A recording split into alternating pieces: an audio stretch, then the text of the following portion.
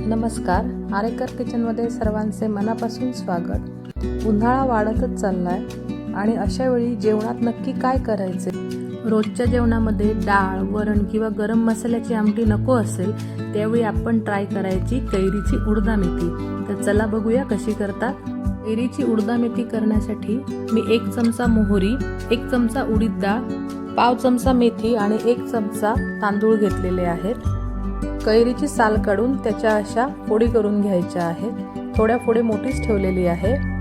गॅसवर एक पातेलं गरम केलं आणि त्याच्यामध्ये मोहरी, मेथी, उडीद डाळ आणि तांदूळ व्यवस्थित परतून घेतले। याच्यामध्ये आपण तेलाचा वापर अजिबात करणार नाही आहोत। मोहरी तडतडली की आपल्याला 1 चमचा हिंग टाकायचा आहे आणि व्यवस्थित ढवळून घ्यायचं आहे। आणि आता याच्यामध्ये आपण कैरीच्या फोडी घालून घेऊयात। कैरीच्या फोडी घालून झाल्यानंतर यामध्ये आपण 2 ग्लास पाणी घालणार आहोत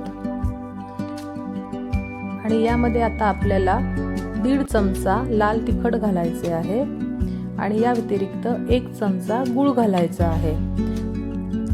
आता यावर आपण झाकण ठेवून व्यवस्थित खळखळून उकळी काढायची आहे। आमटीला उकळी फुटते तोपर्यंत आपण वाटण तयार करून घेऊया। 1 वाटी खोबरं मी मिक्सर मधून पाणी घालून फक्त वाटण करून घेतलेलं आहे। हे बघा 5 मिनिटांनंतर आपल्या आमटीला व्यवस्थित उकळी फुटली। यामध्ये आपण चवीनुसार मीठ घालणार आहोत आणि वाटलेलं खोबरं घालायचं आहे। आता याला पण आपल्याला व्यवस्थित उकळी काढायची आहे। अजून 5 मिनिटं उकळी दिल्यानंतर आमटीचा कलरही खुलून येतो आणि कैरीच्या फोडीही व्यवस्थित शिजल्या जातात। तर तयार आहे कैरीची उडदा मेथी। गरम गरम भात आणि त्याच्यावर ही कैरीची उडदा मेथी किंवा कैरीची आमटी नक्की ट्राय करून बघा। 4 घास जास्तीच जातील।